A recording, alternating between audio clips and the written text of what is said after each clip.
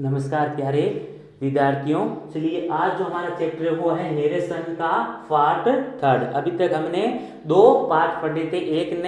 एक में हमने जाना था जो इसकी बेसिक जानकारी है, और दूसरे पार्ट में हमने जाना था कि एसर्टिव सेंटेंस की कैसे इनडायरेक्ट स्पीच बनाई जाती है। आज हम पार्ट थर्ड में जानेंगे कि अगर इंट्रोगेटिव सेंटेंस यानी प्रश्नवाचक अगर आपको कोई वाक्य मिले, इंट्रोगेटिव सेंटेंस मिले, तो उसकी आप कैसे इनडायरेक्ट स्पीच बना सकते हो। तो सबसे पहले तो हम इसकी पहचान लिखते हैं, क्योंकि एसर्टिव सेंटेंस के बाद अब आपको पहचान भी याद में रखनी होगी। पहचान क्या इसकी इंट्रोगेटिव सेंटेंस की?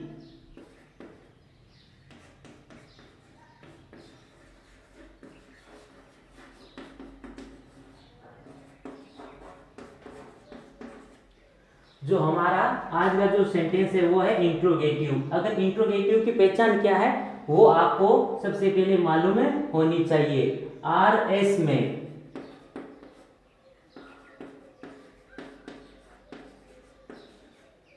सर्वप्रथम या तो आपको कोई WH वर्ड या फिर आपको कोई हेल्पिंग वर्ब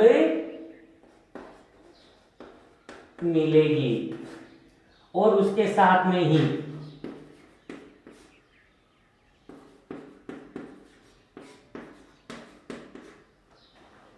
आपको वाक्य के अंत में प्रश्नवाचक चिन्ह मिलेगा, यानी क्वेश्चन मार्क मिलेगा।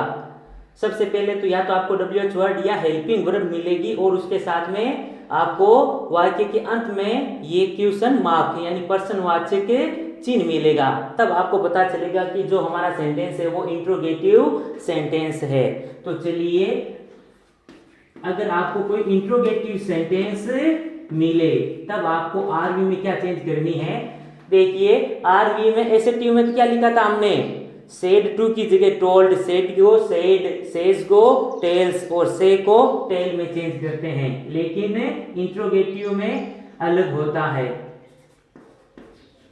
सेड या फिर आपको सेड टू दिखाई दे तो उसकी जगह आपको लिखना है आस्क।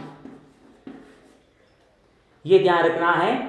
इंट्रोगेटिव है तब आपको सेड टू की जगह टोल्ड नहीं लिखना है, आपको लिखना है आस्क।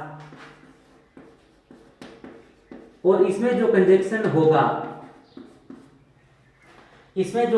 होगा वो होगा या तो WH वर्ड या फिर कोई होगी WH वर्ड या फिर इफ। तो यहां पर थोड़ा सा देखिए, बाकी तो सभी में ये एक ही हमारा कंजक्शन होगा, लेकिन इसमें ध्यान रखना दो कंडीशन है। एक तो या तो आपको WH वर्ड को कंजक्शन के रूप में लिखना है या फिर इफ लिखना है।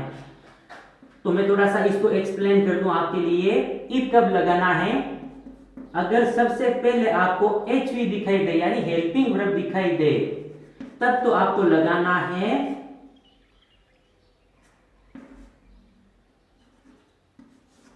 सबसे पहले अगर RS में हेल्पिंग वर्ब हो तो आपको लगाना है इफ, और यदि RS में सबसे पहले कोई WH वर्ड हो तब आपको उसी WH जो वर्ड है उसी वर्ड को आपको कंजक्शन के तौर पर लिखना है।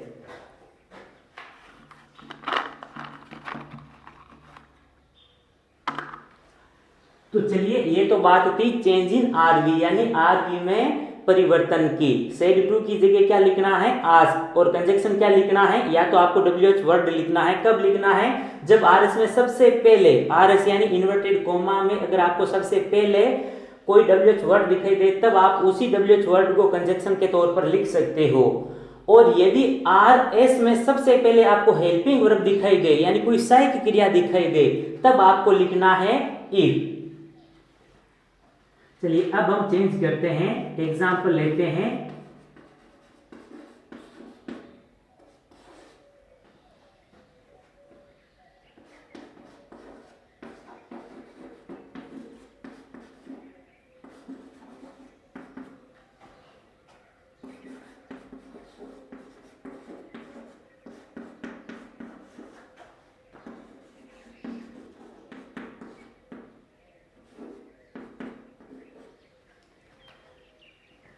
ही said to her, are you like music. अब आपको देखना है वाक्य की सबसे पहले तो आप पहचान करोगे, क्योंकि आपको देखना है कि सेंटेंस कौन सा है। तो हम देखेंगे आर, इसमें सबसे पहले देखिए आर, आर क्या है? सहायक क्रिया है, हेल्पिंग वर्ब है। तो आपको पहचान याद में रखनी होगी। आर एस में सबसे पहले या तो आपको कोई WH वर्ड या हेल्पिंग वर्ब मिलेगी। तो यहां पर देखिए हेल्पिंग वर्ब आई हुई है, सबसे पहले हेल्पिंग वर्ब है, तो ये इसकी पहचान हो गई। और साथ में देखिए पर्सनवाचक चिन्ह, तो साथ में पर्सनवाचक चिन्ह भी आपको मिल रहा है, पर्सनवाचक चिन्ह भी है और सबसे पहले हेल्पिंग वर्ब भी है। तो इससे आपको यह पता चल गया है कि जो हमारा सेंटेंस है वो कौन सा इंट्रोगेटिव सेंटेंस है, पर्सनवाचक वाक्य है। पर्सनवाचक वाक्य हो, इंट्रोगेटिव सेंटेंस हो, तो आपको आरवी में चेंज क्या करना है? जो सेड टू या सेड होगा उसकी जगह आपको लिखना है आस्क। तो चलिए ही सेड टू की जगह हम क्या लिख देंगे? आस्क लिख देंगे। और हर, यहां तक आरवी तक हमारा काम हुआ है। अब कंजक्शन, यानी इस इन्वर्टेड कोमा को हटाने के लिए हम कंजक्शन का प्रयोग करते हैं। अब कंजक्शन यहां पर दो कंडीशन है, एक तो WH वर्ड या फिर इफ। तो आपको देखना है WH वर्ड आया हुआ है तब तो आप उस WH वर्ड को कंजक्शन के तौर पर लिखना है। तो आर देखिए सबसे पहले इन्वर्टेड कोमा, जो इन्वर्टेड कोमा मिलेगी उसके सबसे पहले क्या आया हुआ है? अंदर, इन्वर्टेड कोमा के अंदर, यानी इस आर तक लेकर के या म्यूजिक तक आपको सबसे पहले क्या आया हुआ है? आर। क्या ये WH वर्ड है? नहीं, ये क्या है? हेल्पिंग वर्ब है। हेल्पिंग वर्ब हो तो आपको क्या लगाना है? इफ। हेल्पिंग वर्ब होने के कारण हमने क्या लगाया? इफ। अगर मान लीजिए यहां पर होता what are you like music, अगर यहां पर हम लिख देते व्हाट इससे पहले, चलिए अब वाक्य क्या हो गया? सबसे पहले क्या आया हुआ है? व्हाट। तो ये व्हाट क्या है? WH word. तब हम इफ नहीं लगाते और उस व्हाट को क्या करते? हम कंजक्शन के तौर पर लिख देते। तो जो हमारा वाक्य है, जो सेंटेंस है, उसमें व्हाट नहीं है, आपको बताने के लिए लिखा था। तो चलिए सबसे पहले क्या है? Helping verb. हेल्पिंग वर्ब हो तो इफ। यहां तक काम कंप्लीट हुआ है, यानी यहां तक हमने काम कर लिया।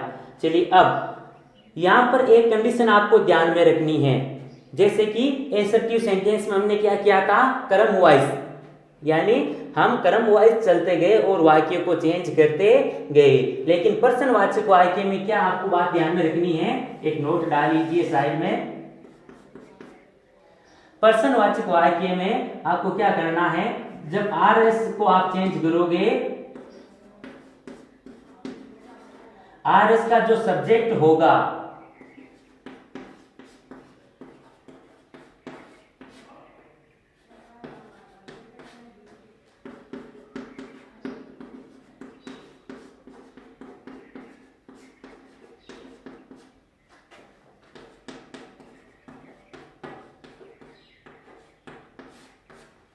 ये एक आपको बात ध्यान में रखनी है। बात क्या है? RS का जो सब्जेक्ट होगा उसको आपको पहले चेंज करना होगा और जो हेल्पिंग वर्ब होगी उसको आपको बाद में चेंज करना होगा। आर यू लाइक म्यूजिक जो सेंटेंस दिया गया है, उस सेंटेंस में आपको अगर जो सब्जेक्ट मिलेगा उसको आपको पहले चेंज करना है। तो यहां तक तो हो गया। अब अगर हम आगे देखें तो क्या है? आर। लेकिन हम इस आर को पहले चेंज नहीं करेंगे, इसका बाद में चेंज करेंगे और इससे पहले हम सब्जेक्ट को चेंज करेंगे। तो सब्जेक्ट क्या है? यू। तो यू को पहले हम चेंज करेंगे, बाद में हेल्पिंग वर्ब को चेंज करेंगे। तो चलिए यू कौन सा पर्सन है? Second person. किसके अनुसार चेंज होता है? ये ऑब्जेक्ट के अकॉर्डिंग चेंज होगा। ऑब्जेक्ट क्या है? हर। तो चलिए यू सब्जेक्ट है यानी पहला क्रम है, तो इस हर का भी आपको सब्जेक्ट रूप यानी पहला क्रम लिखना होगा। हर का पहला क्या होता है? सी। तो चलिए यू को तो हमने चेंज कर दिया, अब किसको चेंज करेंगे? हेल्पिंग वर्ब को। हेल्पिंग वर्ब क्या है? आर। तो ध्यान रखना यहां पर आर क्यों आया था? क्योंकि यू ये फ्यूलर था, बहुवचन था, इसलिए आर था। लेकिन जब हमने इसको चेंज कर दिया तो ये सिंगुलर हो गया। अब आपको क्या करना है? ईजार किस में चेंज होता है? वाज वर्ब में। तो वाज वर्ब की आपको सिंगुलर नाउन में लिखनी है। तो यहां पर हम चेंज करेंगे सी के साथ में वाज। क्यों लिखा? क्योंकि ये जो सिंगुलर है और इसके साथ में हम सिंगुलर ये हेल्पिंग वर्ब का यूज करेंगे, प्रयोग करेंगे। Like music. और पीछे जो पर्सनवाचक चिन्ह हो उसको हम हटा देते हैं, क्वेश्चन मार्क को हटा देते हैं और अंत में केवल हम फुल स्टॉप लिखते हैं। तो चलिए, ये तो था डायरेक्ट स्पीच और ये था उसका इनडायरेक्ट स्पीच। तो चलिए हम सेकंड एग्जांपल लेते हैं।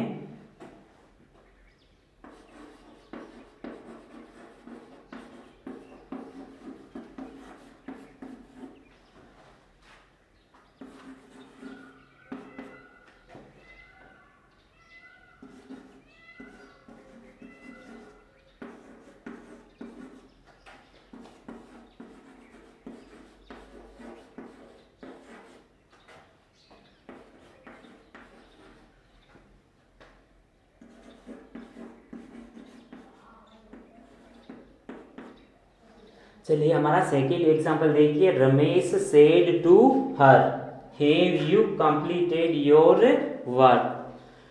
तो देखिए आज इसमें सबसे पहले क्या आया हुआ है? Have, helping verb, have helping verb, और साथ में वाक्य के अंत में क्या आया हुआ? पर्सनवाचक चिन्ह। और ये हमारी क्या थी? पहचान थी। आरएस में सबसे पहले या तो डब्ल्यूएच वर्ड या फिर हेल्पिंग वर्ब मिलेगी और साथ में वाक्य के अंत में क्या मिलेगा? पर्सनवाचक चिन्ह, क्वेश्चन मार्क। तो हेल्पिंग वर्ब भी आई हुई है और पर्सनवाचक चिन्ह भी आया हुआ है। तो इससे हमें ये पता चल गया कि जो ये सेंटेंस है ये इंट्रोगेटिव सेंटेंस है। इंट्रोगेटिव सेंटेंस में सेड टू की जगह क्या लिखते हैं? आज। तो चलिए हम इसके बनाते हैं आईडीएस। हमने लिख दिया आज। अब इस इन्वर्टेड कोमा को हटाने के लिए और दोनों वाक्यों को जोड़ने के लिए हम कंजक्शन का प्रयोग करते हैं। और कंजक्शन कौन सा? इंट्रोगेटिव में या तो डब्ल्यूएच वर्ड या फिर हेल्पिंग वर्ब हो तो इफ। तो हम देखेंगे कि हैव आया हुआ है यानी हेल्पिंग वर्ब है, एचवी हो तो क्या करते हैं? इफ लिखते हैं। इसलिए हम क्या लिख देंगे यहाँ पर? इफ। यहां तक अभी तक काम कंप्लीट हो गया। अब आगे क्या आया हुआ? हैव। लेकिन इससे पहले हमें एक नोट ध्यान में रखना होगा। आर एस का सब्जेक्ट को हम पहले बदलेंगे और उसके बाद में जो हेल्पिंग वर्ब होगी उसको हम चेंज करेंगे। तो हैव को पहले नहीं बदलेंगे क्योंकि हैव हेल्पिंग वर्ब है, हेल्पिंग वर्ब को बाद में बदला जाता है। पहले किसको बदलेंगे? सब्जेक्ट को। तो आपको देखना है कि आर एस में सब्जेक्ट क्या है? आर एस का सब्जेक्ट है यू। कौन सा पर्सन है? सेकंड। किसके अनुसार चेंज होगा? ऑब्जेक्ट के अनुसार। ऑब्जेक्ट क्या है? हर। यू सब्जेक्ट रूप है तो इस हर का भी आपको सब्जेक्ट रूप लिखना होगा। हर का सब्जेक्ट रूप है ही। चलिए यू की जगह हमने क्या लिख दिया? सी। अब चेंज क्या करेंगे? एच वी को चेंज करेंगे, हेल्पिंग वर्ब को चेंज करेंगे। हेल्पिंग वर्ब क्या है? हैव। हैव किस में चेंज हो जाएगी? हेड में। हेड।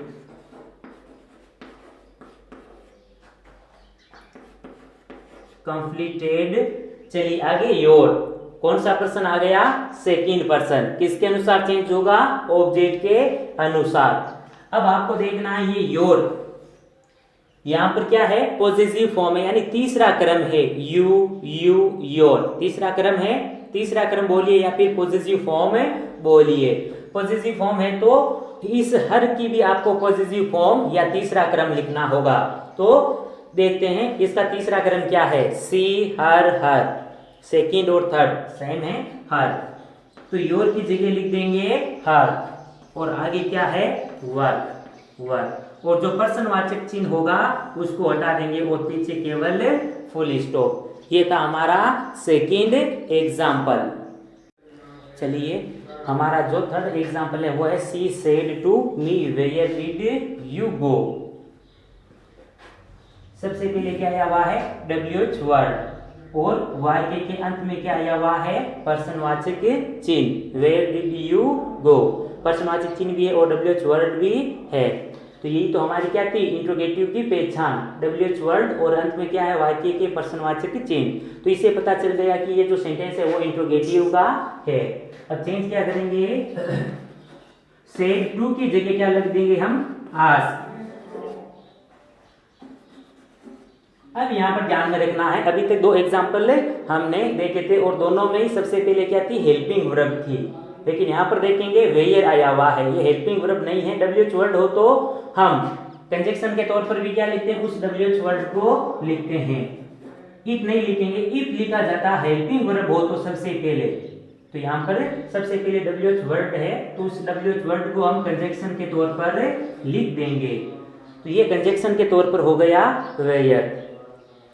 अब हम चेंज करेंगे, चलिए इसको हमने कंजक्शन के तौर पर लिख दिया। अब ये जो हमारा सेंटेंस बचा है ये बचा है डिड यू गो। सबसे पहले अब क्या है डिड, लेकिन ये हेल्पिंग वर्ब है, हमारा नियम था जो हमारे एक शर्त थी वो थी पहले हम सब्जेक्ट को बदलेंगे। सब्जेक्ट क्या है यू, सेकंड पर्सन किसके अनुसार चेंज होता है, ऑब्जेक्ट के अनुसार। इस मी का भी ये सब्जेक्ट रूप है तो इस मी का भी आपको सब्जेक्ट रूप यानी पहला क्रम आई, यू की जगह क्या हो गया आई। अब हम डिड को चेंज करेंगे, डिड कौन सा है पास्ट सिंपल। पास्ट सिंपल किस में चेंज होता है, पास्ट परफेक्ट में। पास्ट परफेक्ट मतलब हेड।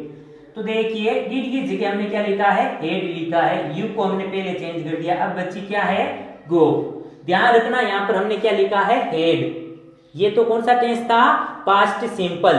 तो पास्ट सिंपल के यानी पास्ट सिंपल में डिड के साथ में वर्ब की फर्स्ट फॉर्म का प्रयोग किया जाता है इसलिए गो थी। लेकिन जब हम चेंज करें तो टेंस कौन सा हो रहा है पास्ट परफेक्ट। पास्ट परफेक्ट में हमेशा वर्ब की थर्ड फॉर्म का प्रयोग किया जाता है। गो नहीं लिखेंगे, इसकी थर्ड फॉर्म बनाएंगे गोन और पीछे फुल स्टॉप। ये तीसरा जो एग्जांपल था वो था इंट्रोगेटिव सेंटेंस का। और उम्मीद करता हूं कि ये आपको समझ में अच्छी तरह से आया होगा और इंट्रोगेटिव सेंटेंस तक आपकी सभी समस्या का हल हो गया होगा।